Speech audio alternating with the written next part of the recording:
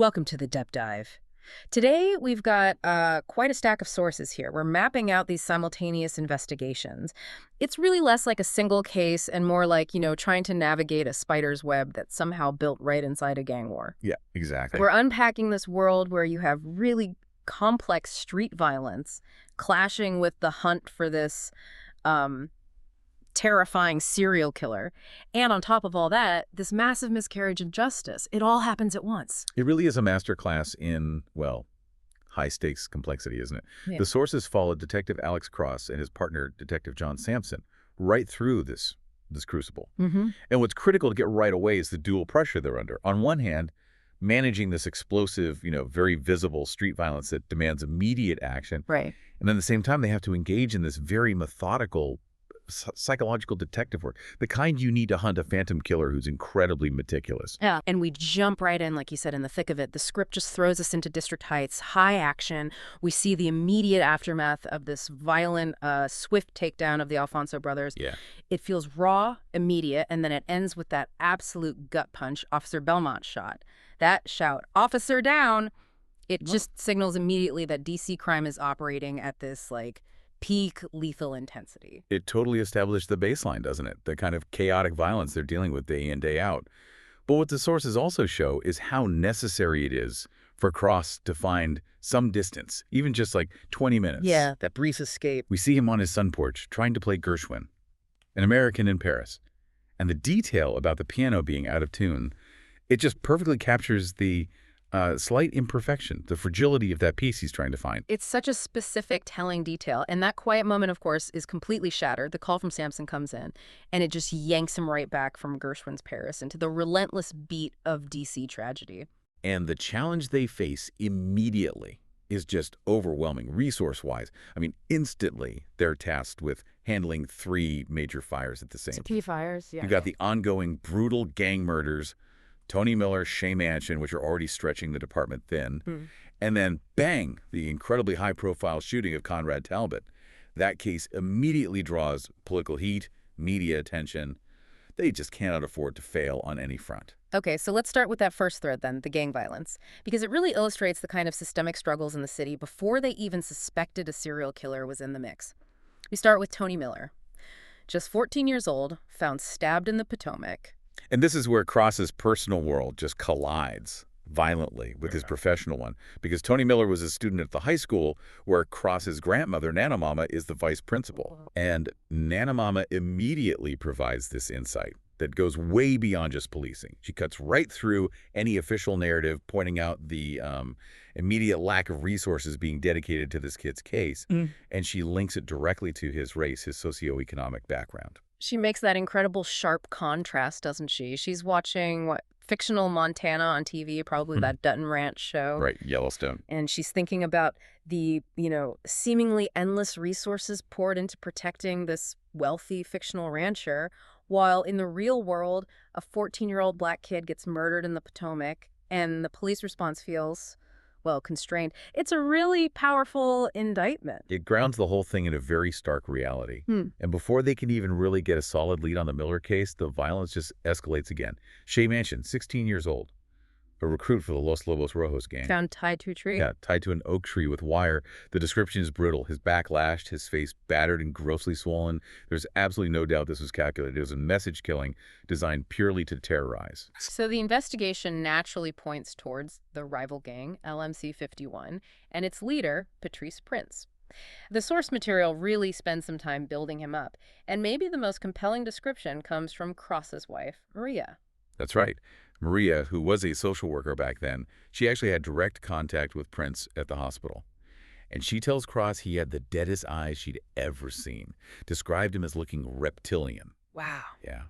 She strongly believed he showed classic signs of antisocial personality disorder. Not just, standard criminality, but a profound lack of empathy hidden behind this incredible polish. Because his cover is brilliant, isn't it? He's running P&E imports and exports, supposedly dealing in legitimate Haitian cocoa and cane sugar. Totally legitimate. on the It surface. presents himself as this humanitarian, a businessman helping his home country. It's the perfect, respectable mask for a really calculating gang boss. And getting behind that mask requires taking huge risks. Hmm. This is where Officer Nancy Donovan comes in. She's deep undercover, running this incredibly delicate operation inside LMC 51. Focusing on the cousin. Right, focusing on Prince's cousin, Valentine Rodolfo. And Rodolfo has his own facade going on too. Uses a limp, operates this seemingly harmless street ministry, probably using it to interface with troubled kids, maybe scout recruits, gather intel. It sounds incredibly dangerous for Donovan. Oh, absolutely. And the tension around her operation just boils over during the surveillance on Prince's warehouse out in Davidsonville, Maryland. This place is described like a fortress, razor wire, armed guards, the works. Cross and Sampson are there, observing, waiting for the main search team. But it goes sideways fast. Almost instantly. Yeah. The attackers, who we later find out are rival gang members looking for payback for Shea Mansion. They use this sophisticated Trojan horse tactic. An explosion first. Yeah, an explosive device goes off. They initially think that's the main attack, but the real surprise is the sudden firefight that erupts from inside an 18-wheeler truck that just pulls up.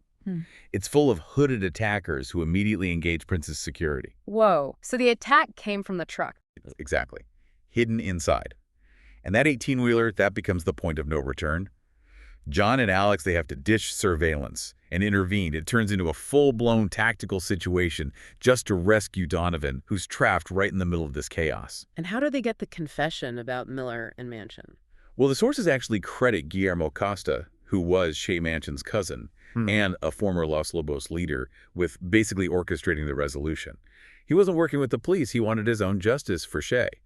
And apparently, under the immediate threat of death during that shootout, Costa forces Prince to confess right then and there. So it's a chaotic, brutal end to that part of the investigation. Definitely. It's confirmed under extreme duress that Prince and Rodolfo were directly responsible for killing Tony Miller and Shea Mansion. So it's a win for the police, technically, but the sources make it pretty clear. This resolution wasn't really born from methodical investigation. It was basically a gang vendetta spilling out into the open, which kind of confirms Cross's fear that they were just reacting, not being proactive. And it really underscores the danger Donovan was in, that thin line in undercover work. Absolutely. One wrong move. Okay, so here's where the narrative really fractures, right? Because while all this gang war chaos is consuming their resources and attention, a totally different kind of violence is unfolding. Quiet, meticulous, the Bulldog case. Let's shift to the Bear Island shooting. Conrad Talbot and Abby Howard. The contrast is just jarring. You go from automatic weapons fire and explosions to the quiet darkness of a lover's lane murder. The victims are found in Conrad's brother's Ford Bronco. Conrad's shot execution style through the back of the head. And Abby Howard survives. Barely. She's critically injured, but she lived because, as the source says, Conrad was blocking her. He basically absorbed most of the bullet fragments, saved her life. And the crime scene itself, it's fascinating. The killer took these really specific, almost theatrical steps to hide their presence. The tracks leading to the Bronco show clear impressions of Wool socks. wool socks. Yeah, not boot prints, not shoe prints, sock prints. That is chilling. What does that signal? Well, it immediately signals a level of preparation way beyond just spontaneous violence. The killer wasn't just trying to mask their identity. They were aiming for almost perfect silence and absolutely no identifiable shoe tread. It points towards a highly organized offender, someone thinking ahead. Okay, and then we get the forensic breakdown from Dr. Chin. The autopsy shows the .44 caliber bullet entered at a 32-degree upward tilt. That angle seems really specific. It is, and it's a critical forensic piece. Dr. Chin offers two key interpretations, and they're kind of contradictory, which is interesting. Okay. First, maybe the shooter was crouched and aiming slightly upward, suggests a planned ambush, positioning for surprise. But the second possibility is more amateurish. Maybe the shooter was unfamiliar with the gun, yanked the trigger, and the heavy barrel kicked up just as the round left. So planned ambush or maybe clumsy execution, that plants a seed of doubt. Exactly. A little bit of ambiguity right from the start about the killer's actual skill versus their planning. But this detail, the angle, combined with the specific weapon, this is what sparks Cross's aha moment, right? Where his psychology background kicks in. Right. He immediately connects the dots. The weapon, a straight .44 caliber pistol, probably Charter Arms Bulldog, plus the location, the victims. Oh. It clicks into a specific historical template for him. David Berkowitz, Son of Sam? son of Sam. Yeah. The killer who terrorized New York back in the 70s. Berkowitz used that same kind of gun, the .44 Bulldog, and he almost exclusively targeted young people and parked cars in lovers' lanes. Cross is immediately convinced this isn't random. It's a deliberate copycat. Maybe someone's celebrating one of the, quote, masters. But this brilliant insight, this connection, it doesn't go over well with his boss. Not at all. Chief Pittman is furious. He basically rips into Cross, warns him that the son of Sam theory is dangerously thin. He says it risks making Cross look like some glory-seeking academic, not a grounded detective. Yeah, and this is critical context the sources provide. Pittman actually reminds Cross that the rank-and-file detectives already resent him. They feel he leapfrogged the ranks into his detective position just because he has a PhD in psychology. So his biggest strength, his academic background, is actually his biggest liability within the department culture. Precisely. Instead of his expertise being valued, it makes him suspect. Pittman essentially tells him to knock it off, stick to conventional policing, or risk his career. Put him on like professional probation. That puts Cross in a terrible spot. He has this powerful insight, but the institutional pressure is immense. Trust the profile or keep his job viable. It's a huge internal conflict. And that doubt, that pressure to ignore his intuition, we find out later it nearly proves fatal to the investigation. It steers them wrong. Okay, so the reason Cross's theory was actually dead on, despite Pittman blowing up, it becomes terrifyingly clear when we finally get pulled into the world of the real killer, Gary Soneji, the actual spider in this web. Yeah, the trail eventually leads them far away from the chaos of D.C., out to this completely different kind of desolate landscape, the Pine Barrens in New Jersey. Cross and Samson are personally asked by Captain Alexander Barthalos to check out this moldering, decaying, really isolated cabin near a place called Batstow. And this cabin, it's immediately creepy, right? It's not just abandoned. No, it's much worse. It's basically a burial site. Cadaver dogs quickly find 4 bodies buried nearby, previously unknown victims. Yeah. But the absolute centerpiece of the discovery is inside this secret room, meticulously hidden behind a false wall in the basement, built by the cabin's former owner, a guy named Gary Murphy, who turns out to be Soneji's first known alias. And inside this secret room, it's like his museum. It's described almost like an academic museum of depravity, yeah. Shelves lined with this horrifying arsenal of dusty weapons, and each one is carefully tagged with athletic tape and initials. You see tags like NS, presumably Night Stalker. ZK Zodiac. ZK, yeah. GRK, Green River Killer. And then the chilling confirmation of Cross's initial theory. A Charter Arms .44 caliber snub-nosed revolver, clearly marked SOS, son of Sam. Wow. So there it is, the actual gun. It directly links Soneji to the Talbot murder, confirms he was operating as this meticulous copycat. Absolutely. But honestly, the guns are almost secondary to the other stuff they find, the real evidence of his long-term criminal scope. The trophies. What kind of trophies? The room contains Polaroid snapshots, some clearly of the dead victims, necklaces, rings, and this really gruesome detail. About a dozen locks of human hair tied with different colored ribbons. Oh, God. Locks of hair. Yeah, it indicates a long, successful history of violence. And the hair especially suggests a killer who obsesses over keeping these physical souvenirs, these reminders of his victims. And then there's the notebook, the thing that ties his whole philosophy together, Profiles in Homicidal Genius by Gary Soneji. Right. Cross reads that cover and finally understands the killer's chilling self-perception. Soneji explicitly lays out his belief. Great criminals should study the masters, the famous serial killers of the past, just like art students study the great painters. He's not trying to be original. No, he thinks that's foolish, reinventing the wheel. He aims to perfect the execution of established methods. He literally views murder and kidnapping not as some pathology, but as an intellectual art form that requires research, study, and replication. And the journal confirms his past activities. Undeniably, it details his first documented crime, the kidnapping and murder of a Princeton freshman named Joyce Adams. He held her captive in that very cabin for days, and he describes the experience in his journal as soul-affirming. That was the ultimate high he'd been chasing ever since. So who is this guy now, this meticulous, homicidal genius? Well, his present-day cover is just as meticulous. He's living as Mr. Murphy, working as a substitute teacher at the very elite Charles School in D.C. A substitute teacher, that's perfect cover. It's genius, right? It gives him proximity, observational power, access to exactly the kind of privileged youth he seems drawn to, kids like Conrad Talbot and Abby Howard. The sources even note Soneji specifically observed Abby Howard, thought she reminded him of Joyce Adams. So his targeting is still driven by these specific historical fixations. And his personal life, is it stable? Anything but. Yes. We learn he's miserably married to a woman named Missy. She apparently hates his secrecy, his cheapness, and she's demanding this lavish restart wedding they can't afford. Soneji, meanwhile, is constantly preoccupied with these detailed fantasies of killing her. It's a strong indication his suppressed rage is building, needing an outlet fast. And that compulsion is clearly escalating in his actions. Oh yeah, we see him strangle a real estate agent, Brenda Miles. And he adapts. His technique here uses rope, attacks from behind. Another learned technique, this time apparently from studying the Boston Strangler. This constant study and adaptation leads directly to his next big move, kidnapping a dancer named Bunny Maddox from Richmond, Virginia. And throughout these escalating crimes, the Talbot murder, the Miles strangling, the Maddox kidnapping, there's one physical link that keeps popping up. The white van. The white panel van. Yeah. A Ford Econoline. Yep. This van becomes the absolute focus of the investigation. It's the overwhelming piece of physical evidence they just can't ignore. The sources really detail how connected it is. How so? What was observed near the Talbot murder scene on Bear Island. It was seen near the location of a near-fatal attack on a Senate aide named Carl Dennis. He was run over, survived because he was wearing a helmet, but had multiple fractures. And it's definitively linked to the Brenda Miles strangling. So the van is the key. Do they get specifics? Plates. Yeah, Damage. they do. Painstaking forensic work pieces it together. Partial Pennsylvania plate numbers, TNZ or TNS, something like that. Specific scrapes on the quarter panel. And this unique detail, a new headlight bulb cover. This convergence of evidence finally lets them focus the manhunt, not just on a type of vehicle, but potentially the vehicle and its owner. Which leads them directly to Eamon Diggs. Eamon Diggs. He inherited a farm out near Oxford, Pennsylvania.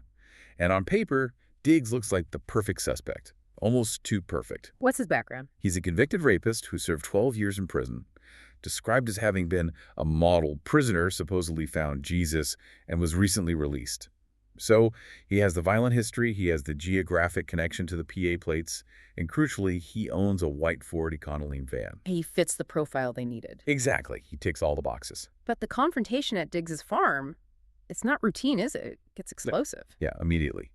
When Cross, Sampson, and a PA detective named Tommy French go to approach the farm, Diggs has booby-trapped the driveway. Booby trap? How? The sources describe this massive fireball erupting. The trap detonates, shatters the windshield of their truck. It forces them into immediate action, obviously. And Detective French raises that critical question right away. Was that bomb meant to kill them or just warn them off? Either way, it signals extreme paranoia, extreme capability, maybe beyond what they expected from a supposedly reformed ex-con. And the arrest itself is violent, too. Terrifyingly so. Diggs doesn't use a gun.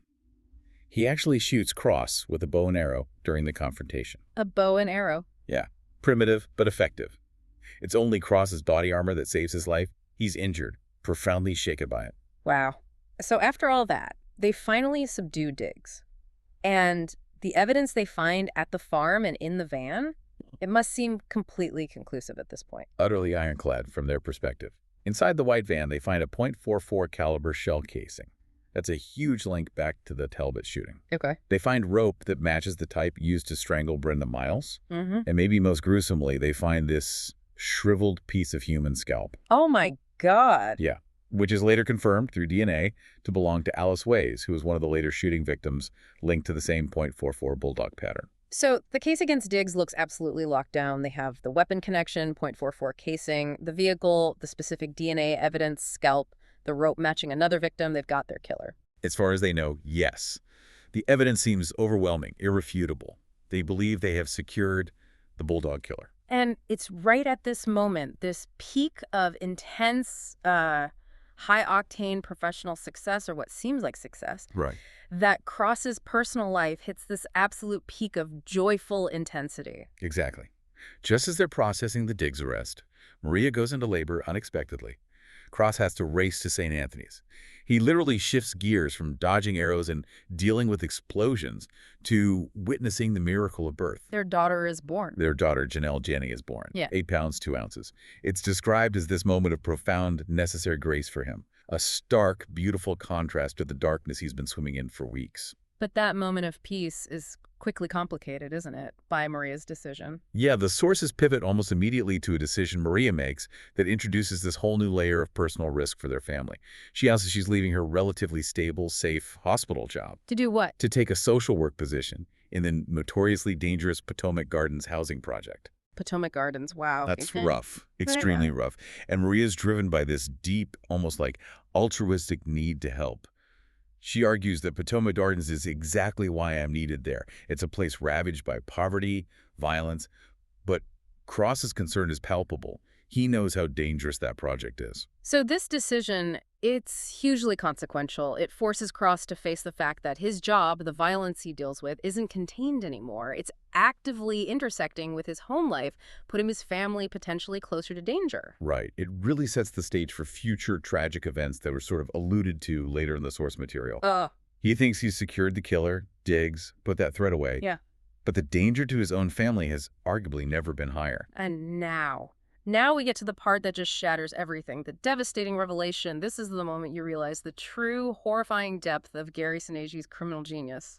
It's stunning. Cross returns to that Pine Barrens cabin after the Diggs arrest.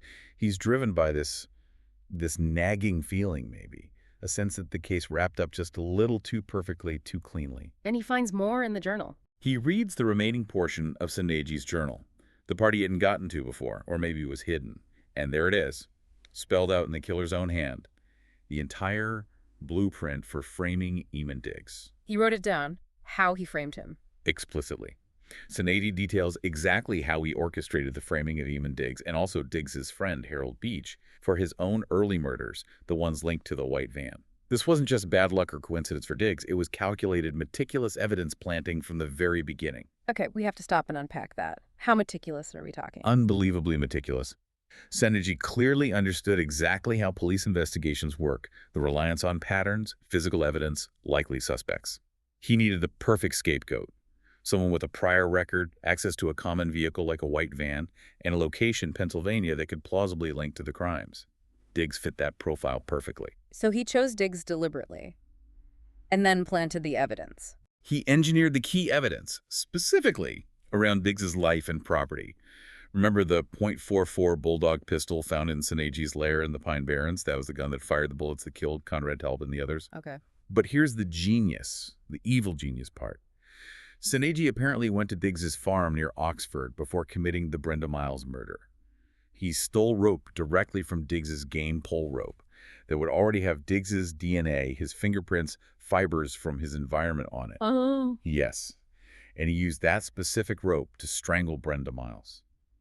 He ensured that the key piece of physical evidence found with her body would point directly, irrefutably, back to Eamon Diggs. He planted Diggs's own rope on the victim. He created a false trail that was so convincing, so forensically sound that the most experienced detectives, Cross and Sampson included, and all the subsequent lab analysis, everything, confirmed Diggs's guilt. The irony is just agonizing. Cross has this horrifying realization.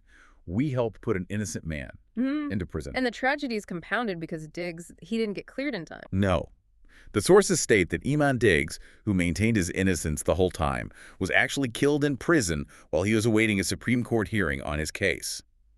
They got the conviction, they closed the case, but the wrong man paid the ultimate price. How does Sampson react to this? He's described as being physically ill. He says something like, "I feel like I've been mugged, hit over the head by this." The sense of professional failure is just crushing for both of them. They relied on the evidence, the forensics, but the evidence itself was a lie, intentionally crafted by Soneji. They used the system to convict a man who, for these specific crimes, was completely innocent. But they don't just wallow in it, do they? They move to action. No, the sources show them pivot pretty quickly from despair to, okay, what do we do now? The path to redemption for their own reputations, sure, but more importantly for their sense of justice centers on Harold Beach. His friend. Right. Diggs's friend, who got convicted as an accessory to murder based on the exact same planted evidence that convicted Diggs. So they have proof now. They have Soneji's journal explicitly detailing the frame-up. They have the DNA analysis showing Soneji possessed the actual murder weapon, the SOS .44 Bulldog. They vow immediate action. They plan to testify, present this new evidence. Their mission becomes exonerate Harold Beach, secure his freedom, and make sure he gets a massive multi-million-dollar settlement for the years Soneji stole from him. But Cross must be struggling immensely with the personal fallout, his reputation, his method. Oh, deeply. He admits feeling like his entire career, his academic approach, his hard-won reputation as this brilliant detective was all built on lies because he was so fundamentally fooled by Soneji. And this is where Nana Mama steps in again, isn't it? Yes, Nana Mama becomes his absolute anchor in this moment. She just refuses to let him descend into self-pity. She actually encourages him to sit back down at that out-of-tune piano and play Gershwin's An American in Paris again, forcing him to reclaim that little space of maybe not perfection, but of striving for it that he'd lost. She has such wisdom. It's incredible. She rejects his woe is me stuff, as she calls it. Tells him flat out, you were born to be a detective, to right wrongs. And crucially, she adds, especially your own. Wow. She affirms his strength, tells him, you are the strongest person I've ever known. It grounds him, reminds him that his purpose isn't defined by never failing, but by how he responds to failure, how he makes things right. Getting Beach out is the first step. Exactly. That's how they honor Diggs's memory, she insists. By fixing the injustice done to Beach, it's about the necessity of continuing the fight, even when the system itself has been manipulated and broken. It really is just a harrowing, incredibly detailed journey through these sources. You start with what looks like a random, maybe copycat shooting on Bear Island. Yeah, the Talbot shooting. And it turns out to be the meticulously planned first step of this criminal mastermind, Soneji. He literally created a completely convincing alternate reality, built this foolproof frame job specifically designed to point the entire police department, all their resources, towards a pre-selected, convenient scapegoat in Eamon Diggs. And the truly terrifying implication here is how Soneji's genius was rooted in manipulating the system. He knew the police would likely prioritize expediency, especially when they had a suspect profile like Diggs, convicted rapist, white van readily available. Right. It just shows how easily the whole justice apparatus, detectives, prosecutors, even the media, probably can latch on to a convenient, compelling narrative, especially when the real killer is actively, cleverly feeding them the physical evidence that supports that narrative. It makes you re-examine that whole early conflict Cross had with Pittman. Cross had the right profile, the son of Sam connection, but the sheer weight of the planted evidence pointing at Diggs, combined with that professional pressure from his chief, it steered him right into Soneji's trap. He let the immediate false reality of the crime scene evidence overwhelm his deeper psychological intuition. He second-guessed himself, exactly like Pittman wanted him to. And that failure, that inability to hold on to what Maria called imagination rooted in experience and reality, that seems like the ultimate lesson. They confused Soneji's carefully manufactured reality with the actual truth. Perfectly put. They mistook the setup for the real thing. But the sources don't end there. They leave us with this profoundly unsettling final thought, don't they? Because discovering Soneji's frame job, yes, it brought justice for Harold Beach and finally cleared Eamon Diggs's name posthumously. But Soneji himself wasn't caught yet. Not at all. While Cross and Sampson were scrambling to undo the damage of the frame, Soneji is still playing the part of the affable substitute teacher. Mr. Murphy was busy. He was observing the privileged students at the Charles School, planning his next move. And he was setting his sights much, much higher this time. On the ultimate high-profile target, Cheryl Lynn Wise, the daughter of the White House Chief of Staff. So that leaves you with this chilling question. If the frame job on Diggs was so meticulous, so resource-intensive for Soneji, was it all just practice? Was it merely his way of perfecting his art, as he saw it, while simultaneously ensuring he had a clean slate with the police focused elsewhere? Did he use the Talbot and Miles killings, the whole elaborate framing of Diggs, simply as a dress rehearsal? A way to guarantee that when he finally executed his ultimate celebrity kidnapping, law enforcement would be looking everywhere except at the unassuming substitute teacher they had already investigated and dismissed. That really speaks to the depth of his planning, his malice. Was the frame itself the masterpiece, clearing the way for the real prize? That's the question of his true genius, isn't it? And it's definitely something to keep thinking about as you consider just how deep this spider's web really went.